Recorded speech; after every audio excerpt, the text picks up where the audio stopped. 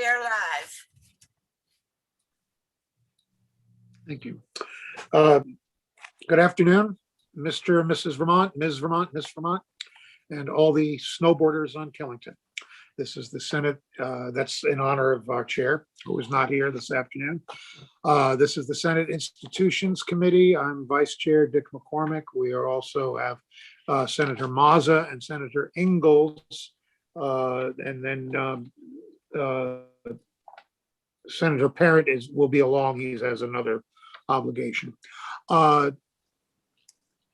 Senator Benning usually warns people that we are public, so no dirty words.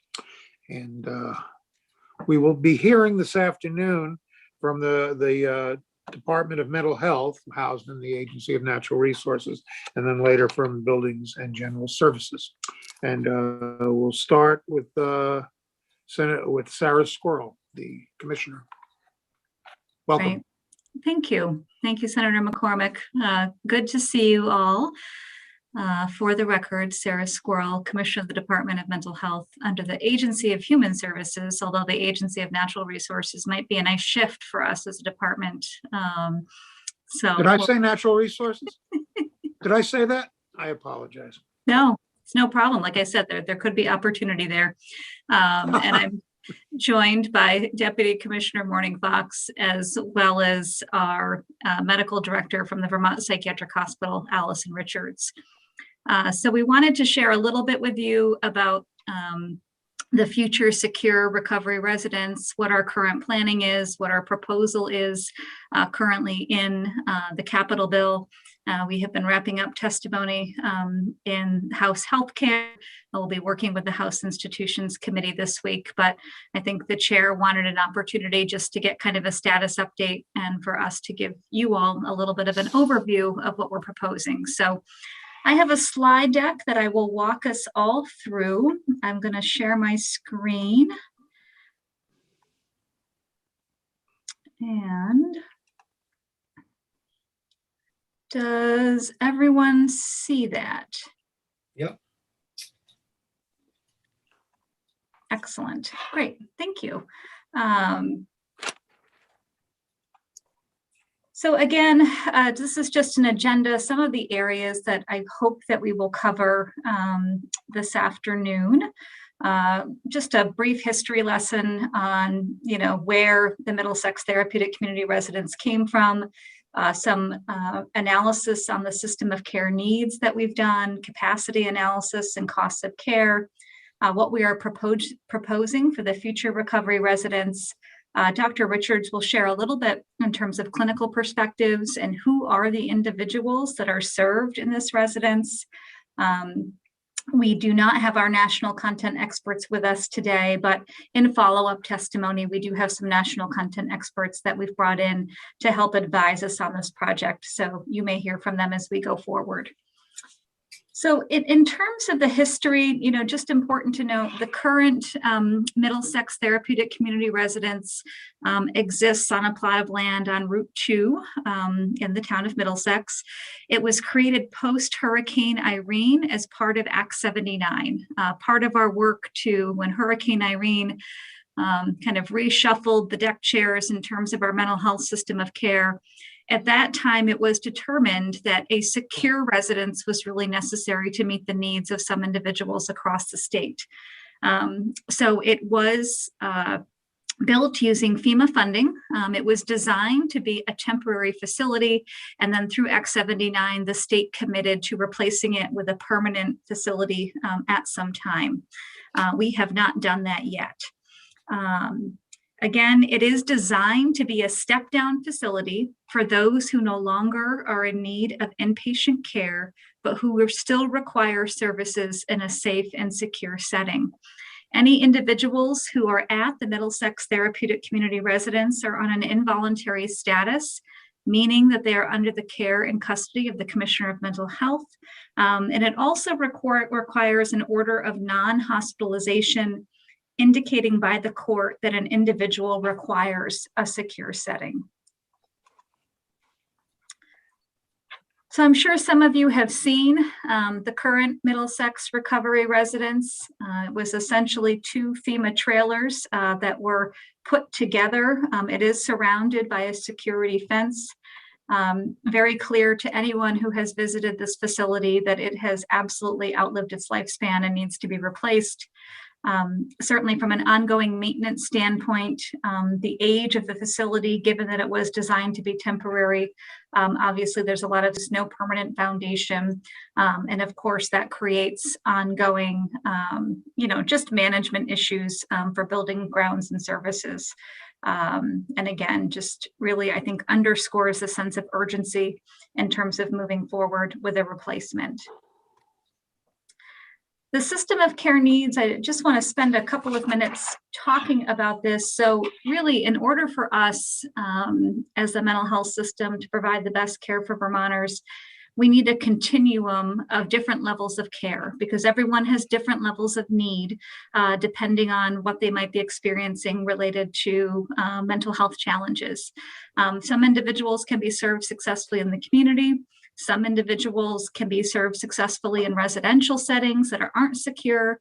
And some individuals require a secure setting in order for them to continue on their path to recovery. And so we really see this permanent secure program as a key component when we think about the entire system of care. These are individuals who are transitioning out of our level 1 beds. Our level 1 beds are the highest level of acuity in our entire inpatient system. These are individuals who have intensive acute mental health needs. When they no longer need to be in a level 1 bed, it is critical that we are able to step them down to a secure setting so that we can free up that level 1 bed who might be waiting in an emergency department. Many of the long wait times that we're currently seeing in emergency rooms are symptomatic of backlogs in the system. And by creating and expanding the secure recovery residence step down, we actually create the capacity to move individuals out of those level 1 beds, free up those beds for folks who are waiting in the DEDs, and therefore reduce the wait times that we're currently seeing in our emergency departments. Just a little bit on the data. This first data point has been updated.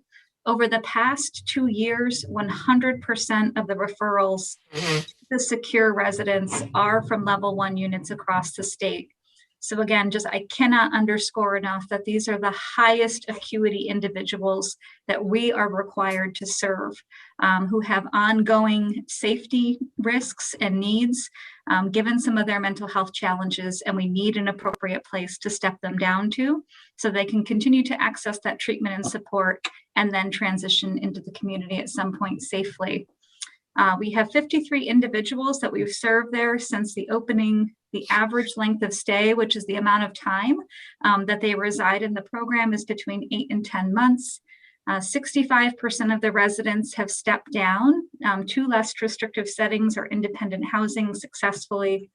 And then the next data point is just the occupancy rates. So what you see here is that we tend to run at about 100% occupancy at the current residence at any given time, which is the current 7-bed unit. This is just a visual so that you can start to see the continuum of care, going from most restrictive, highest acuity to least restrictive in the community. So we have our level 1 inpatient beds. We have 45 beds currently across the state. The Vermont Psychiatric Care Hospital is 25 level 1 beds. Rutland Regional Medical Center has 6, and the Brattleboro Retreat currently has 14. Then we have our general inpatient hospital units. So that's 6 facilities across the state. And then we have our secure residential facility, which is the current Middlesex, which is 7 beds. We have another aspect of our continuum of care, which is specialized in enhanced funding plans. These are individuals who have enhanced funding attached to them so that they can receive additional supports in the community so they can be successful. We also have programs like MyPad, which pairs supported housing with having staff on site. In addition to our intensive recovery residences across the state, the difference between the secure recovery residence and the intensive recovery residences is that these are staff secure facilities that are primarily unlocked. So for individuals who might have issues around elopement, the intensive recovery residences do not have that additional secure aspect of them to keep them safe. We also have mental health crisis beds, group homes across the state, staffed transitional housing, and then individuals who are living independently in the community, receiving some outpatient services, maybe some case management, medication support, etc.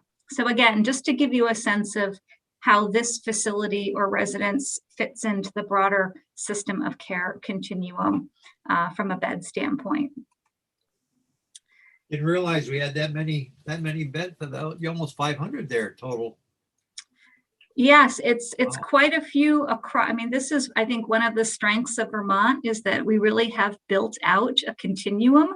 Wow. And that's really the key, Senator Mazza, is that we have an aspect of the system that can meet different needs because everyone has different needs. Didn't realize that. That's amazing. Wow. Yeah.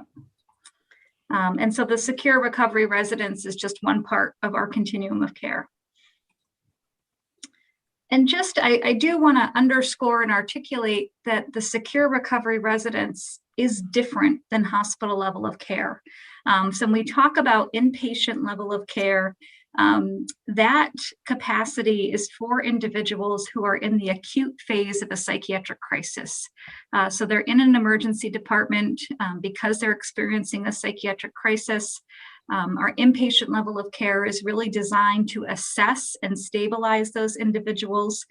These are individuals who have, of course, potential for harm to themselves or others, due to the crisis that they're experiencing. Some may require court-ordered non-emergency medications, and some may require the provision of emergency and voluntary procedures, such as seclusion and restraint, given what they might be experiencing related to their psychiatric crisis. The Middlesex Therapeutic Community Residence is really a secure step-down level of care. So it's designed for those individuals who may have required a level 1 bed, which again, highest acuity for folks across the state. They no longer need hospital level of care, but they can't just transition into one of the intensive recovery residences, which is unlocked. They can't go right back into the community or into a pure crisis bed. They no longer need hospital level of care, but they still require that secure setting. And part of the programming aspects of it are also more enhanced than what you can access in an inpatient level of care, meaning there's more opportunities for individualized and group therapy, working on those building skills that you might need to be successful in the community, daily living skills, access to a working kitchen, art rooms, therapy rooms. All of those pieces are a part of the secure recovery residence programming, in addition to being able to go out into the community, with staff support, so that you can start to build those skills in the community. So simply because it's a secure setting doesn't mean that those individuals aren't able to go out into the community as appropriate with the support from their staff as they work on their skills to step down. We wanted to make sure, in line with, kind of the continuum of care, also looking at the cost of care. So this slide really articulates our level 1 most intensive beds in the state, what the approximate annual operating cost is, and then what the daily operating costs are for that level of care. So you can see our level 1 intensive patient care, hospital level of care is anywhere from $1,700 to $2,600 a day. Our non-level 1 general inpatient units are around $1,700 a day. That's person? That's each person? Per person? Yes, I believe so. Yes, that's this Morning Fox Deputy Commissioner, DMH, just for the record. Yeah, those are the Per per person. bed costs, Thank you. so per individual. Thank you. Ooh, The secure recovery residence, as it currently is about $1,200 a day. We are proposing to expand it to a 16-bed residence, which obviously increases the operating costs, which would put it closer to $1,500 a day. However, we have made some substantial changes to the programming. We had initially introduced this programming as possibly having the ability to utilize emergency and voluntary procedures such as seclusion and restraint. We have subsequently, based on feedback that we have heard from community partners, the advocacy community, individuals with lived experience, and we have removed that aspect of the programming. What we haven't done is then adjusted the staffing ratios associated with that. So I guess my point is that as we adjust the staffing grids accordingly, we will likely see that daily operating cost for the future secure recovery residents go down. The other thing to keep in mind with the secure residential is that we are able to leverage Medicaid dollars to support the ongoing operating of that. So even as you're looking at a $9 million annual operating cost, the general fund need, for example, would be closer to $4 million. So again, we need to revise these numbers a bit, but I think it's important that you see the varying costs in terms of the level of care, the intensive recovery programs that we talked about, the average cost per day. We have also have a program called the Soteria House, which is a peer-run program, those costs per day. And then the intensive supported housing, which the example there is the MyPad programs that are also located across the state. Could we go back to the chart we were just on? Sure. Okay. Oops. Nope. Sorry. That's all right. There we go. Okay. I'm trying to make these numbers work. The 12, let's say on secure residential, approximate daily operating cost, $1,200 a day, and that is per bed, not for the operation. It's per bed. That is per bed, and that's what drives the operating cost. Okay. Naive layman's question. Why so much? Well, how does that money break down? Yeah, so there's a lot of factors that go into an overall operating budget for any facility. That includes staffing is the primary driver of that. So I think as we look at like the overall operating budget for the current secure residential, a lot of that $3.1 million is staffing costs. And I would say that's probably the same for the new proposal. It's the same for any of the other facilities. That the primary cost is staffing. There's other operating costs related to, the building grounds maintenance, laundry services, food services. There's a whole host of things that go into the daily operating costs, just as there would be in any business that you're running. You've got your overhead costs, you've got your staffing costs. That's all rolled into it. You include meals in that? Yes, that's correct. Yeah. All right. Okay. Okay, Thanks. great question. And again, we need to revise our numbers for the proposed secure recovery residents. So we'll be sure that we have that to the committee in the next week. Just in terms of the future recovery residents, so of course, replacing the current facility is urgent and important from our perspective. And we want to ensure that for any individual in the state, that they can step down to a lower level of care.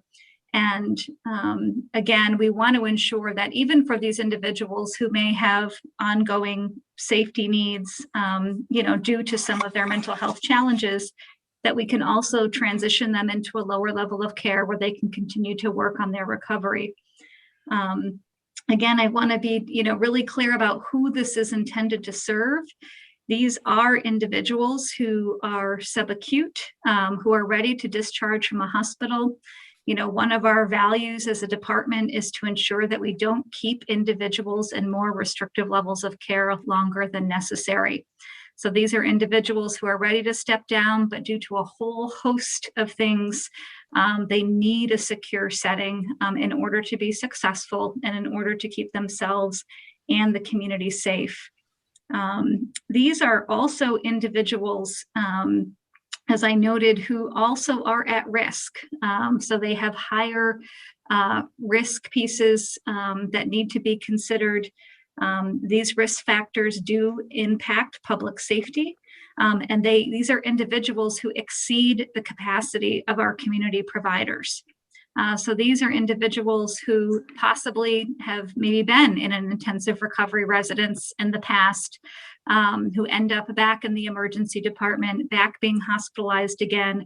And essentially that intensive recovery residence will say to the Department of Mental Health, they cannot come back here. So it is our responsibility at the department to ensure that we have a therapeutic place for these individuals to work on their recovery. And certainly failed community placements are not good for anyone, nor do we want people being bounced around or living in emergency departments. So for some individuals, they really just need this step down, transitional, secure level of care in order to successfully step down. And I think that, you know, the other thing to note is that we've had really good success rates in transitioning folks from the current Middlesex program to the community. So the elements of the programming that we're currently doing are working for individuals. We're able to get these individuals out of the hospitals, work with them therapeutically, and then transition them to lower levels of care. Mr. Senator Chair, Mazza? yeah, if you were to look at this like 3 years ago, it seems to me we're offering more services today. Is it increasing more mental health issues every year, or does it stabilize like the last 3 years, or how's it? It seems to be you hear about more mental cases these days, and is that true? Is that growing population, or are we treating more than we used to?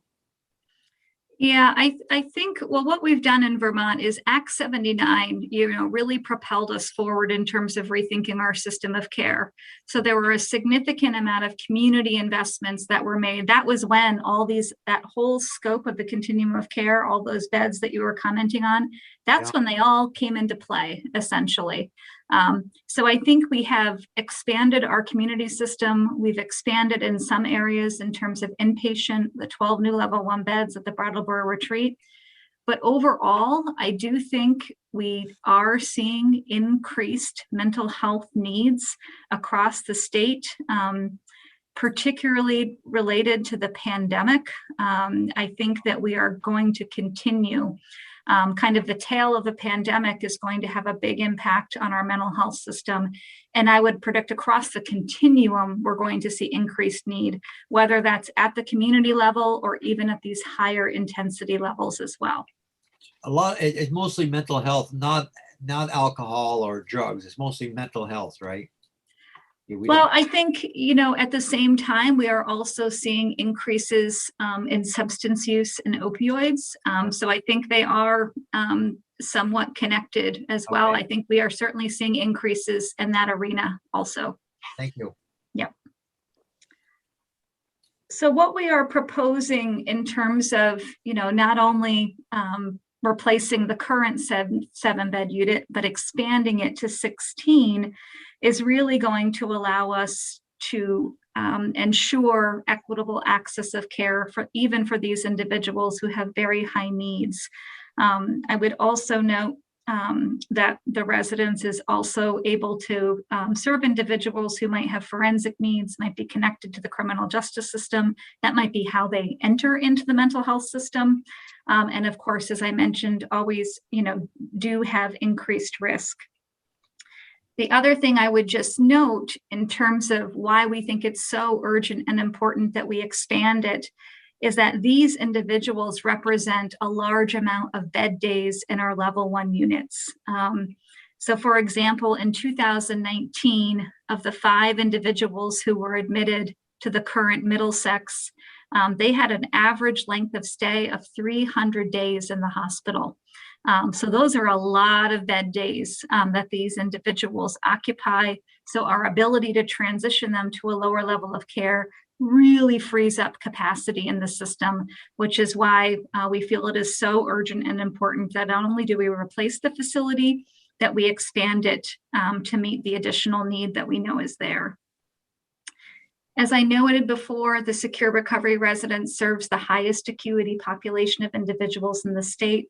100% of our referrals over the past 2 years have come from level 1 units.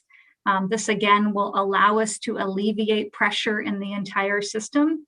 And I think it's the right thing to do for Vermonters. Without this level of care, these individuals remain in our inpatient beds, who could be accessed and utilized by others who need them. These are also individuals who are community mental health partners, who are incredible partners and do great work, have said to the department, we cannot serve them, that their clinical needs or safety needs or both exceed our capacity.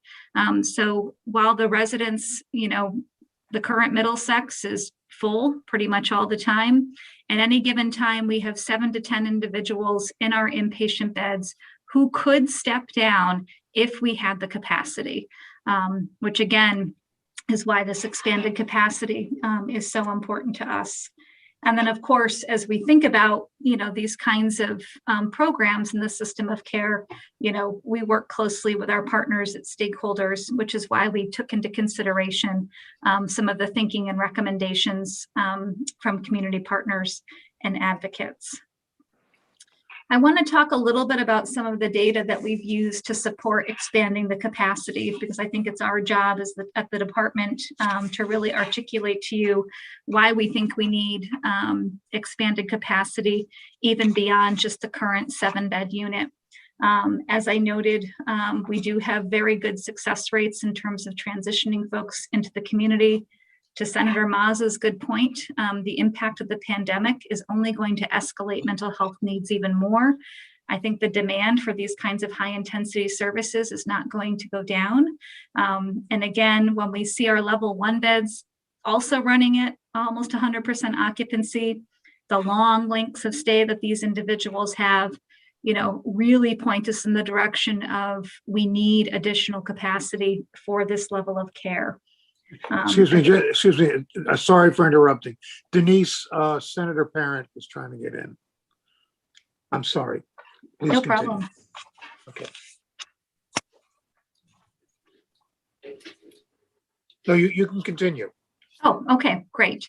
Again, we also, I believe, presented to the committee our analysis of residential bed needs, which also underscored this at any given time. We have 7 to 10 individuals who are currently in our inpatient facilities who could step down to this level of care if we had the capacity. So when we think of the 7 current beds that we have that are always full, you add on an additional, 8 to 10 individuals at any given time. That gets you to the expanded capacity of the 16 that the Department of Mental Health knows that we need to meet need in the system of care. I would also just note that one thing we also have to keep in mind is that our 10-year vision across the system is to decrease our inpatient capacity overall. In order to achieve that, it is absolutely critical that we have this kind of step-down secure capacity. Also, the Centers for Medicaid Services are requiring us to phase down our utilization of institutes of mental disease, which would be our larger inpatient facilities. So again, having this critical step-down capacity is really crucial. And we at the department are not looking just at the short term, but 10 years from now, what are we going to need as a system? And we think that this will be essential as well. So I'm going to pause there. I'm going to turn it over to Allison Richards. She is our medical director at the Vermont Psychiatric Care Hospital. She has worked directly with many of these individuals who require the step-down capacity at Middlesex. I think it's important that you as committee members really understand who are we talking about who are the individuals that this serves in the system. So Dr. Richards, are you still with us? Yes, I am. Can you hear me okay? Yeah, maybe a little faint, but Okay. Can you hear me better if I just talk loud? Is that better? Or yes, thank you. okay, all right. You're Okay. a little muffled rather than too quiet. Oh, well, it's probably my technology. I apologize. If you Yeah. need me to repeat something. No, let I me- think we can understand. Speak loudly and slowly and clearly, and we'll get you. Okay, thank you. So thank you, Commissioner Swirl, and thank you to the committee senators for letting me have the opportunity to speak today. As the medical director of the Vermont Psychiatric Care Hospital, I have the privilege of being able to work with the individuals that we're talking about today. And they have very high, complex mental health needs. And I appreciate the attention that this project is getting because I've been in Vermont since 2007. I came here for training because I knew that Vermont had a different way of being, and a focus on therapy as a psychiatrist was very important to me. And so I worked at the old state hospital before the flood, and I came back to work at this facility because I feel very passionate about the care that's provided. I will just share a little bit that I have, there are lots of perspectives about this facility, but I wanted to let you know that I also have a story in mental health with a father who was hospitalized psychiatrically and a son with very complex neurological psychiatric illness that has led me even further into the work that I do, but it also helps me come from a place of compassion for the people I work with.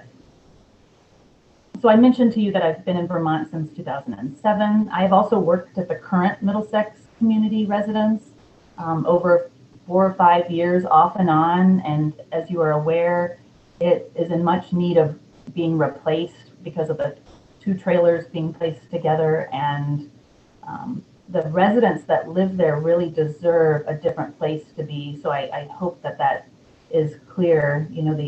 The individuals I work with aren't able to be here to speak for themselves. And oftentimes I think because of the complex mental health needs, their voices sort of get lost because they aren't the types that would be talking at these kinds of committee meetings. But I want to try my best to advocate for them.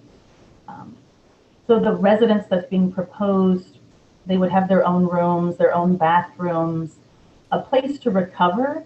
And again, as the commissioner mentioned, these individuals there's nowhere else for them to go from the hospital. They stay in the hospital for longer periods of time, and they would be able to get out into the community if this facility was built and able to admit some of them.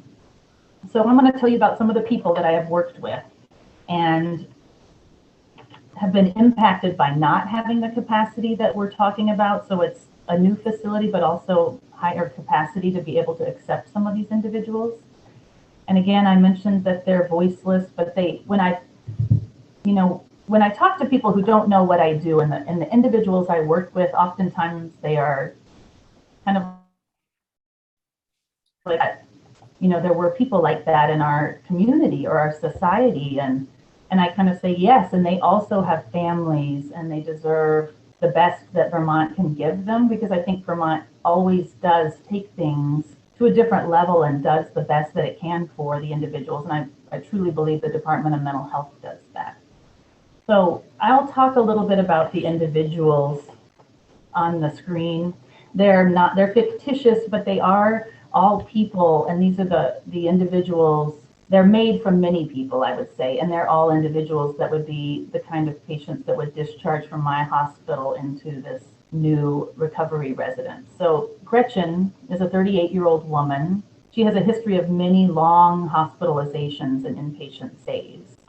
They include a history of needing to have court-ordered, non-emergency involuntary medications. And unfortunately, when she has medications, that her response is sometimes marginal, and she doesn't get all the way better. She remains psychotic.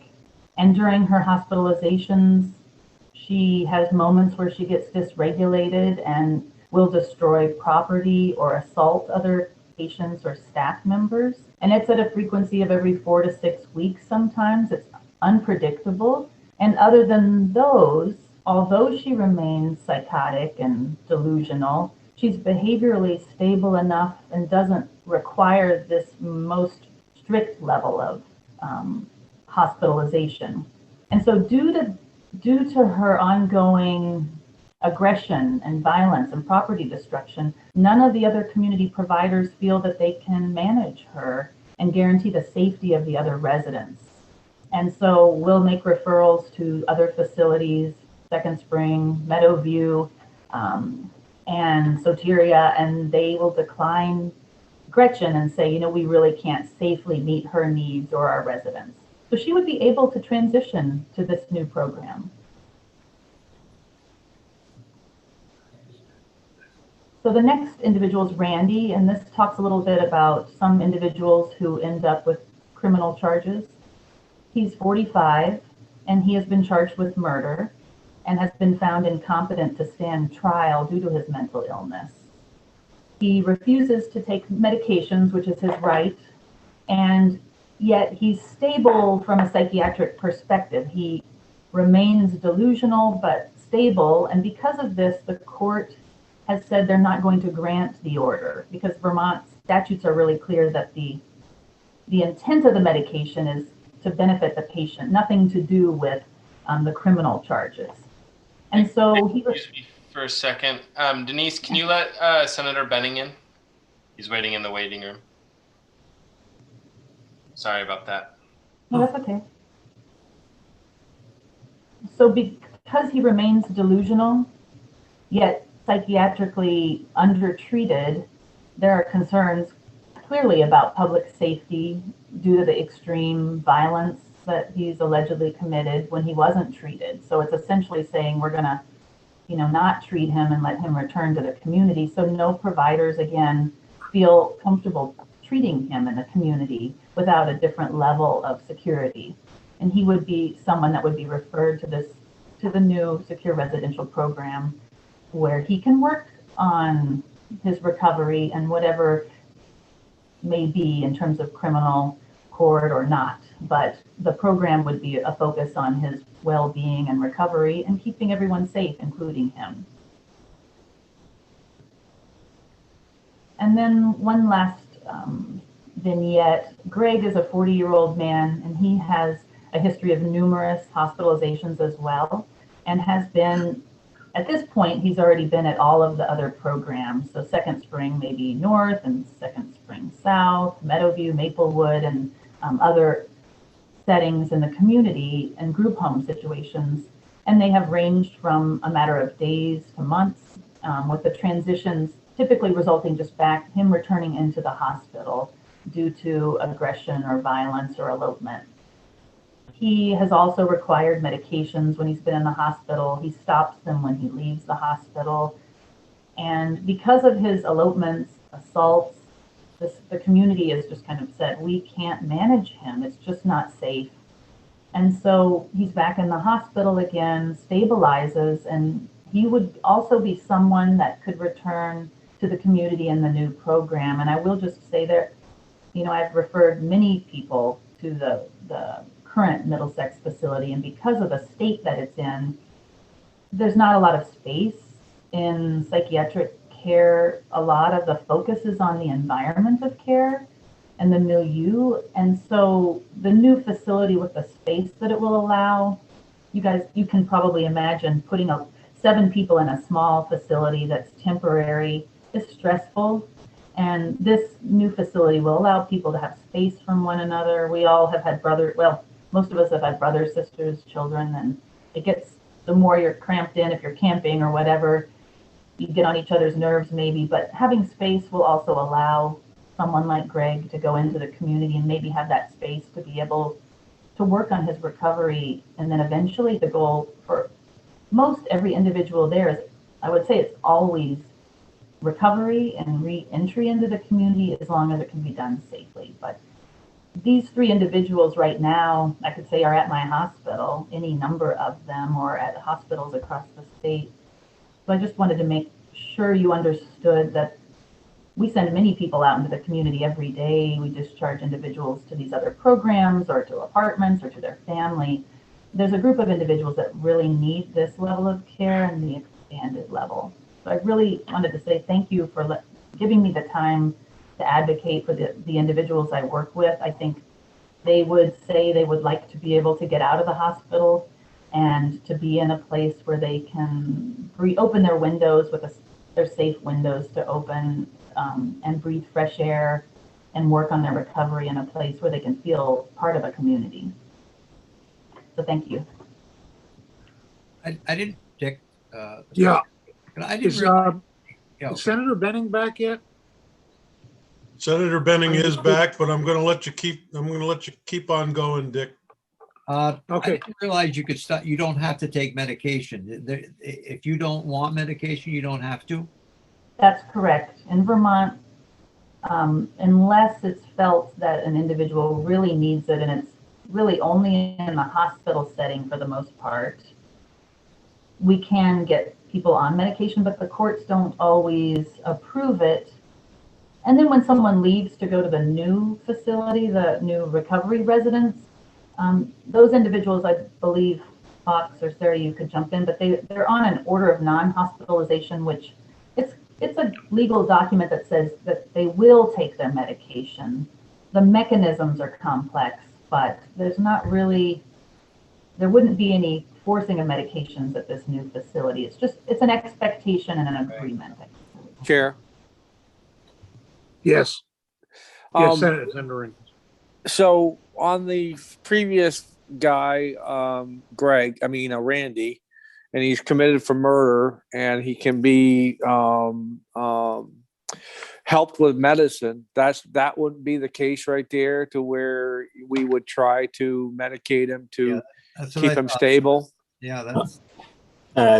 So to respond to that, there's a pretty high bar for being able to go to court to get non-emergency involuntary meds.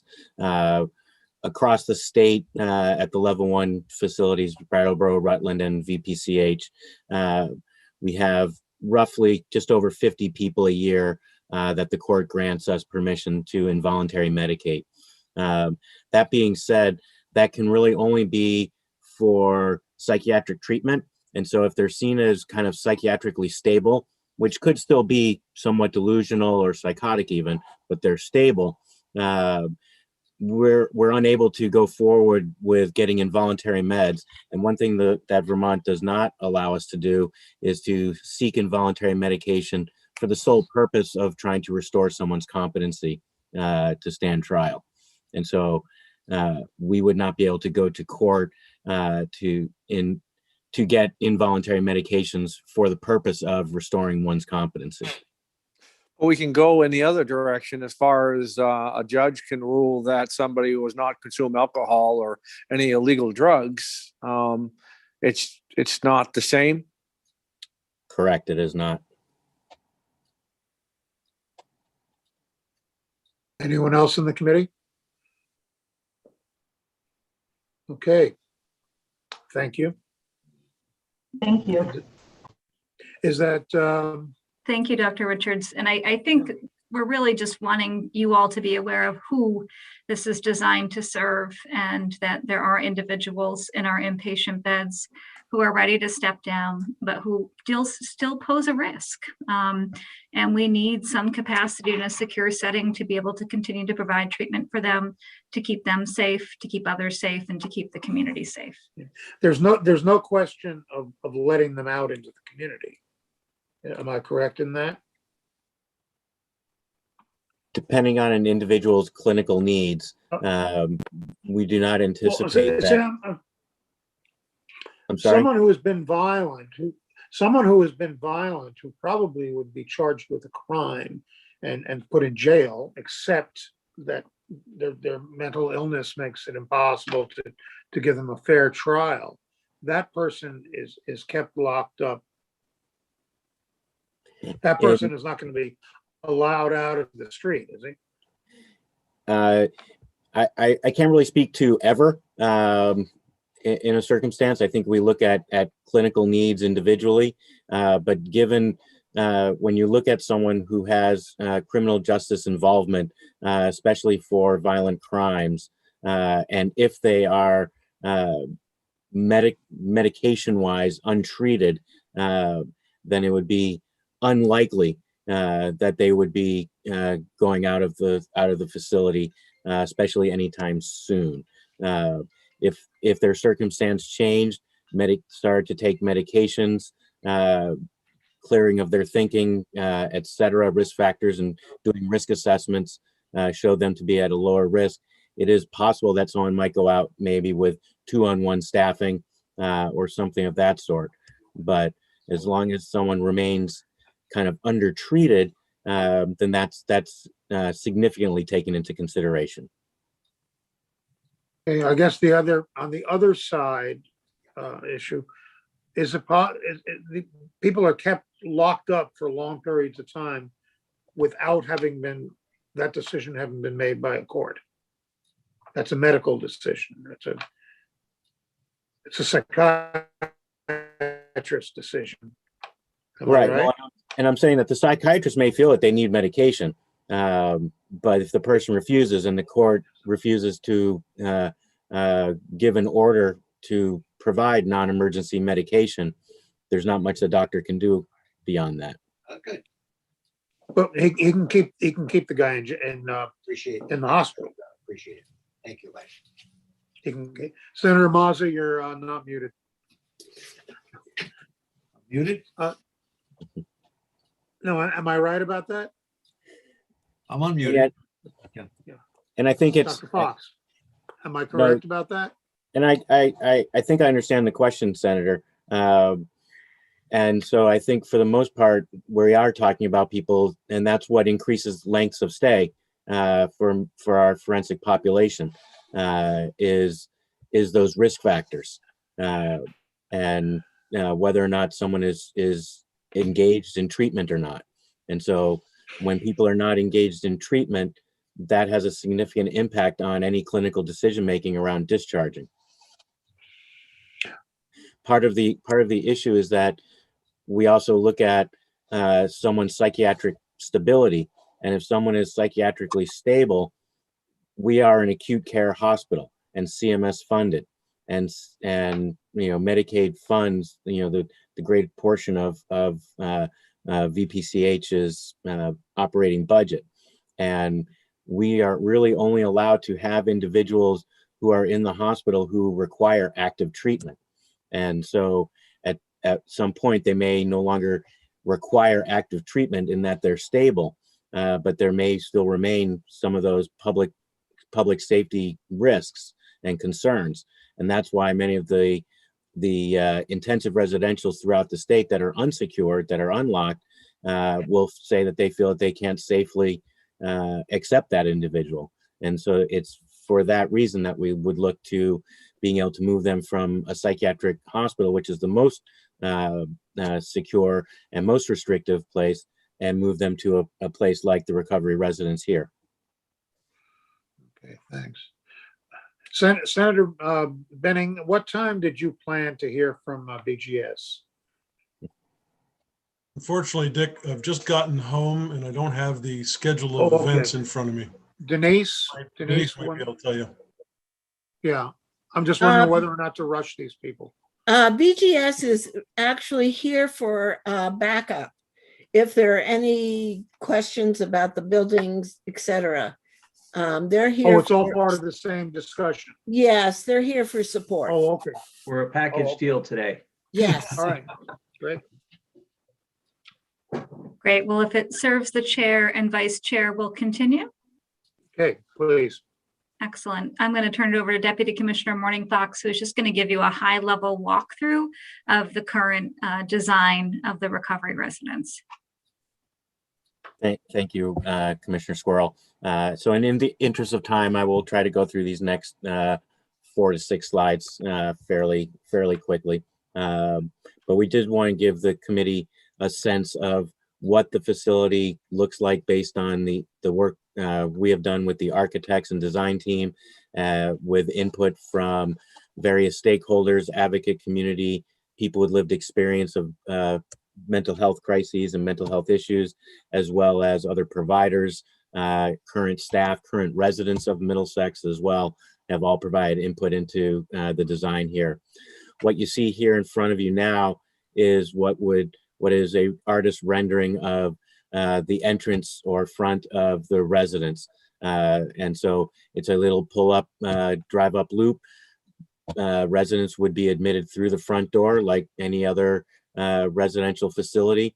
It is a locked facility. The doors are locked and such, but we wanted to make sure that not only the interior design has an impact for people, but also the exterior design, that it blends in, it fits well, and we're not trying to build an institution or another hospital, and so we didn't want it to look as such.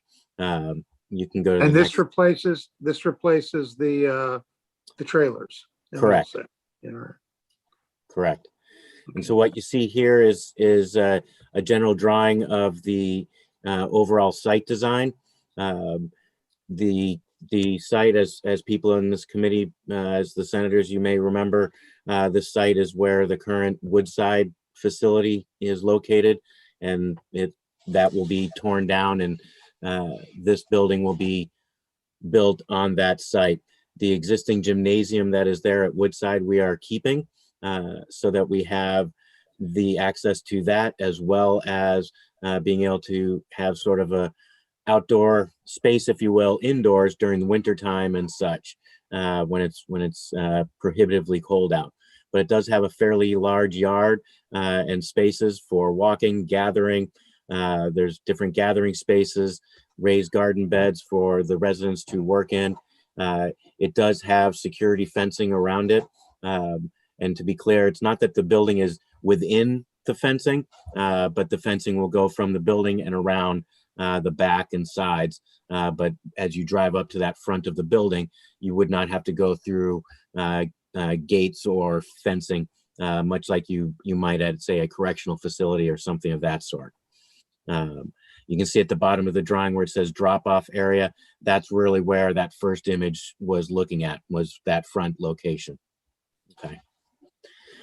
This is one of the larger rooms in the residence. It's really meant to be multi-purpose, to be able to suit various functions within the residence. It can be just a place for people to hang out and have some space, kind of unplanned social gathering and relaxing. Could also be used for groups and individual work. And just to be clear, the fireplace in the background is electric and not real flames or anything of that sort.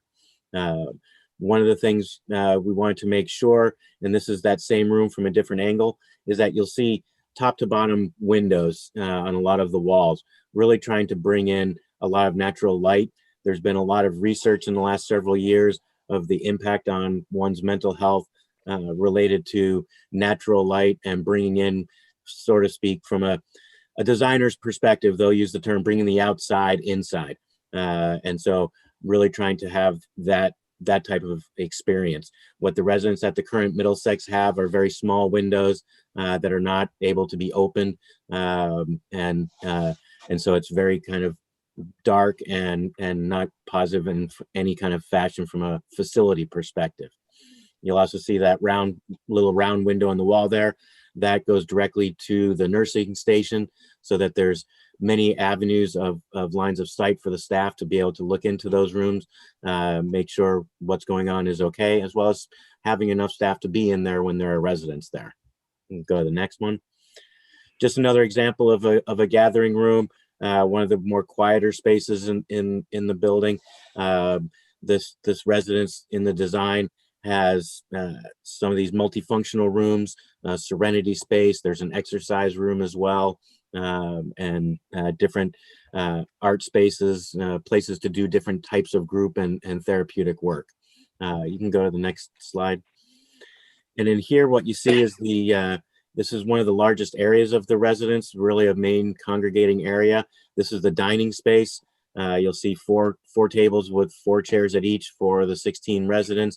There's also space at the counter over in the kitchen. It's a fully functioning kitchen where the residents can ad hoc with staff prepare meals or snacks, do groups where they can learn the skills to be able to cook on their own, so that when they do transition back out into the community, they're able to function and live safely on their own or with other staff supports. There is a commercial kitchen in this facility that will be providing all the meals for the residents. And there will be times where we may have residents working with our cooking staff to create meals for special occasions or other things like that. You'll also see on the right side, that doorway there leads to a greenhouse area. Again, research has really shown that there's a significant impact on one's mental health and mental well-being in being able to work with soil and work with nature and things of that sort. And I know that, before testimony started, many of us were talking about gardening and getting out and hiking and the positive impact that that's had to maintain our own mental health during the pandemic. And so it's similar for the residents here. And then the work that they do in there gets translated back out into the yard, into the raised beds and the gardens that they can grow there, and then use those vegetables and whatnot in their own cooking here. Okay. Just another area within the building. We really tried to create different places within the residence for the residents to be able to relax or just have some space that's beyond just taking a time out, if you will, in your own room. That there are places where you can sit down and just kind of have an impromptu conversation, maybe with a social worker or another peer. And so you'll see kind of these kind of nooks and little seating areas in various places throughout the residence. And then lastly, I just wanted to show the artist rendering of one of the residence rooms. All the rooms are pretty much exactly the same. We did make sure we wanted to intend to get away from kind of the institutional twin bed type thing. I think most of us as adults don't sleep on twin beds, and we wanted to make sure that the residents here also had that level of comfort. There's a desk area and seating to be able to do writing and journaling or any other work like that. Plenty of storage space.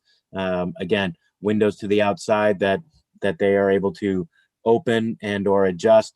However, there is security screening and such like that, so that people would not be going out the windows. And every room is designed to have a private bathroom as well. So there's no concerns of having to either wait for or share kind of communal bathroom spaces. And then finally, just from a treatment perspective and how we're looking at operating the residents, really want to take a trauma-informed approach to all the design and the staffing and the programming of this residence. And a big part of that for us is the work with peers and peer supports. And it's our intention that part of the staffing model includes peer counselors on every person's treatment team, as well as working with organizations outside of the residents like Vermont Psychiatric Survivors and others to bring in other peers that can not only help advocate for the residents who may be struggling to advocate for themselves, but also to help inform other programming and or even provide other programming within the residents. So I will leave it with that.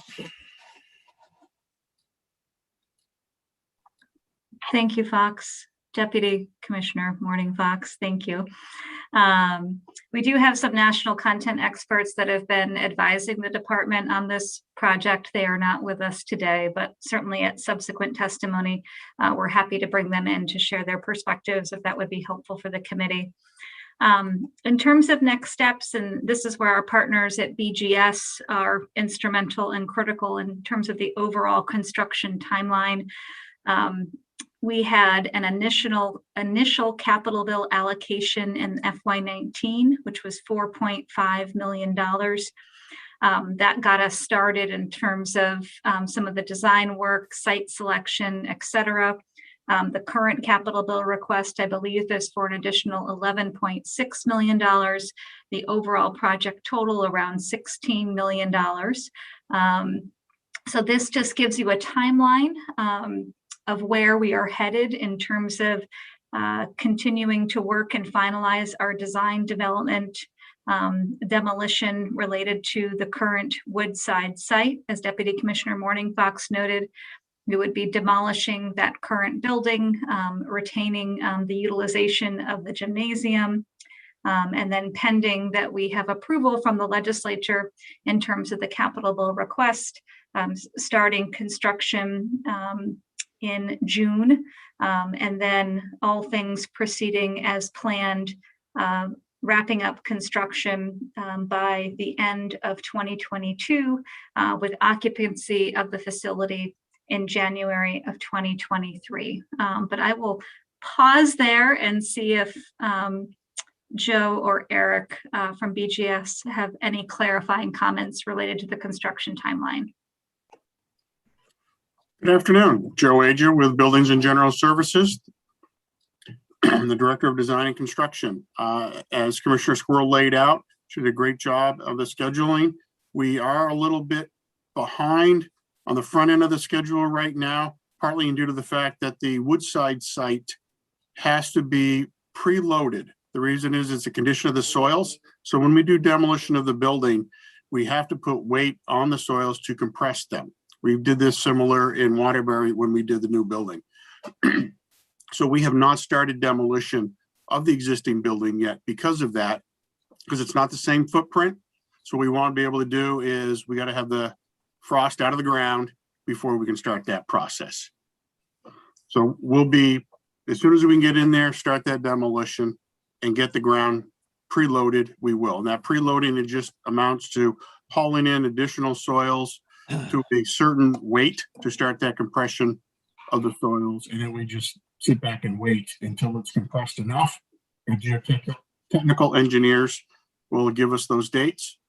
And then we'll be able to move forward with the actual construction. During that time, though, there's still work that can be done on the gym site work, you know, the additional extension of the water and sewer lines, things like that. So it just won't be an idle site. We still will be working.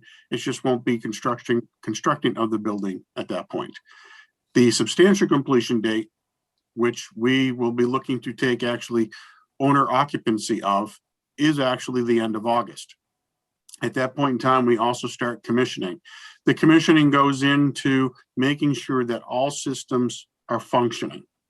So when you're looking at in the springtime doing that to the summer, we can check to make sure that all the air handling systems are functioning as they're supposed to. So when there's a load in the building, whether or not the AC makes it cool enough, takes out the humidification and the likes of that. And it extends into the fall because we want to get in there into the beginning of the heating season to make sure that that too functions properly. And then during that time, you'll see there's the fit up and staffing that goes on. And, you know, they have to go through their training. Our maintenance people also be going through the training of how the building operates, and that whole thing meshes together. And then we have the actual occupancy. Any questions on the schedule? Wonderful looking building. Really, it's I can remember that Middlesex was only supposed to be a very, very short temporary stay, and you made it work. And I don't know how you made it work, but it's been a challenge, I'm sure. To this is so beautiful. To there's nothing like it's going to be like day and night difference for the Middlesex. Wow. Yes. Yeah, that strikes me. Middlesex, you could put a person in there who was perfectly healthy. Yeah, right. And they'd end up with it was supposed to be very, very temporary, as we all know. Yeah. And it just stretched on, and you couldn't. Nobody could do anything about it. But it's amazing they were able to work what they worked with for all these years. How long has it been in Middlesex? How long we've had it there? Well, Irene was year 2011. after Irene. Yeah. Irene was 2011. Yeah. Wow. So maybe 2012. Yeah. Wow. Well, it's quite a ways. 10 years. Senator McCormick, can I jump in for a question? Yeah. Joe, the people who are currently at Middlesex, though, will have to remain at Middlesex until this is officially opened, or was there a short-term plan to put them somewhere else? I'm sorry, I got here late. I wasn't sure whether you had asked that or answered that question before. I would have to defer to Commissioner Squirrel on that one? Yeah, thank you, Senator Benning. Our current plan is our current plan, which is continuing to support the care and treatment of individuals at the current residence until the new facility is built. BGS Wasn't the answer I was hoping for, but I understand. Right. BGS operations and maintenance will do the best they can to keep this building going for the 2 more years that it's going to take until they leave. Okay, thank you. You're welcome.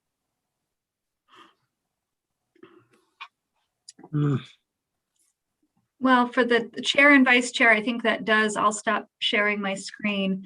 That does conclude the prepared information that we had for the committee this afternoon. Thanks. Committee, any more questions? No? Thank you. Is there any possibility of temporarily housing the people who are in Middlesex now someplace else in the 18 months or whatever it is before we're done? I think based on our evaluation, and despite the building being solely inadequate, moving residents unnecessarily is also not in their best interest, nor for the staff. We think for the overall stability of the programming and the residents and staff, that just maintaining the status quo for now is probably the most advisable at this time. And I would just add that not all the residents who are there will be there this entire time. We continue to admit and discharge individuals as well. Had a new admission just yesterday and expecting another in the next week or so. And so that will continue, that process will continue as well. So just so the committee is aware, not every individual that's residing there now will be residing there 2 years from now when the new facility is built. Thanks. Committee, last chance, or I'm going to wrap it up. Okay, thank you all for a good and informative presentation. Great. Thank you all Thanks. for your time. We greatly appreciate it. And Take care. Thank you all. we'll adjourn. So Denise, can you take us off YouTube?